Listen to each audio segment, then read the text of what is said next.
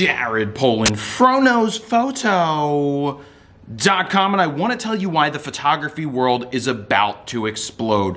In the next month to 2 months, we are going to see a change that we haven't seen in close to 2 decades since digital technology started to come out to the forefront and become more affordable. So what's about to happen in the next 2 months?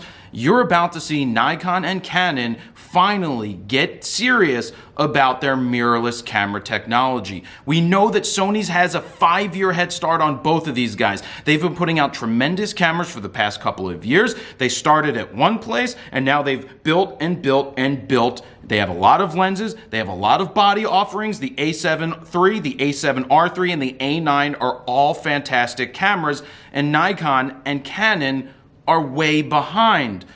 But in the next 2 months, each of those companies are going to come out with at least one mirrorless camera. I think both of them are going to go after the A7 III market first, a $2,000 full frame camera that has a lot of features and functions that can match, if not do better than what Sony is doing. Now, I know some people out there say, but Sony has been around for a long, well, at least 5 years, pumping these changes out into the world, and Nikon and Canon are really far behind. But Nikon and Canon have been around a long time. Nikon's over 100 years old, Canon's over 80 years old, and they have technologies and patents that they've been working with in ergonomics of their cameras, and they've got something even bigger than what Sony has, is they have millions upon millions of lenses out in the world already.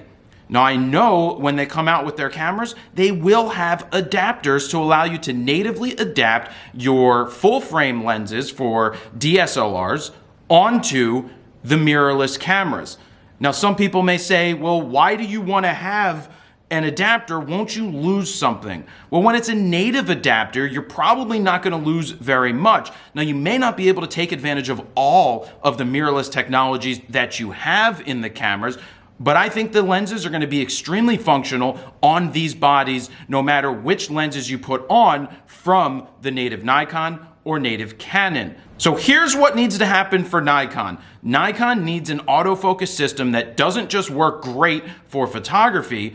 They need to finally have an autofocus capability for video, because up until this point, it's absolutely sucked shooting video with Nikon trying to track subjects. They need to make that change, and they need to make that change quick. They also need to institute IAF. We know we need silent shooting. We know we need a camera that shoots a lot of frames per second. We know we need a camera that shoots 4K full frame video with full pixel readout. Now, what does Canon need? Canon, I think, is further ahead in this world because they have the ability to step right into the game with a mirrorless camera that is tremendous for shooting video. We know they have the technology. They have dual pixel AF, which is by far my favorite autofocus system when it comes to shooting video. It's better than what Sony offers, though we've been using a lot of the Sonys to record our real world reviews because they are offering the best cameras to do that right now with the sharpest video, really nice color, except skin tones may be off just a little bit, but the autofocus capability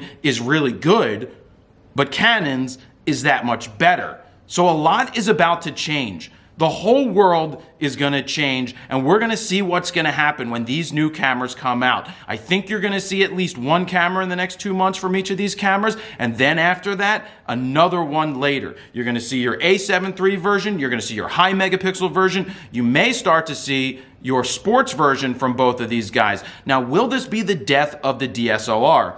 In time, yes, it will be the death of the DSLR, because the trade-offs that are there are pretty interesting and lean me more towards a mirrorless camera than the traditional DSLR. The electronic viewfinders are tremendous. The silent shooting is tremendous. And then when you get out of your own way and you realize what the technologies in these cameras are offering, you can be like, well, my DSLR, it's time to put it up on the shelf and retire it. But with all of those lenses for DSLRs out there, Nikon and Canon are ready to strike right now and stop people from switching to Sony. Will they get it right the first time? They better get it pretty close, because if they are far off, then they're going to kill their own business. You may not see Nikon survive. I think Canon will survive, but they all have other businesses that they run. They may do okay, but we will see what happens. Now, we've seen something before in the mirrorless shift that, I've been an outspoken proponent or an outspoken person about mirrorless technology. I didn't like it. I didn't like the Next cameras. I didn't like the Micro Four Thirds cameras. I didn't like the small form factors with the crappy lenses.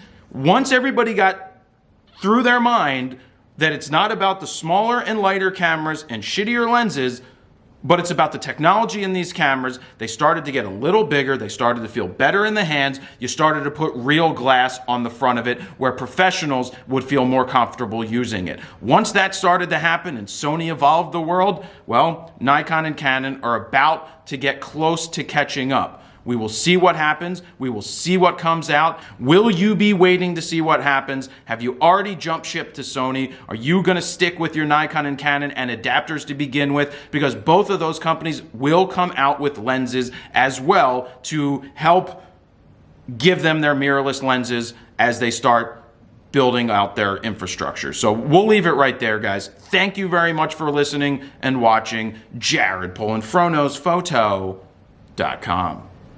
See ya.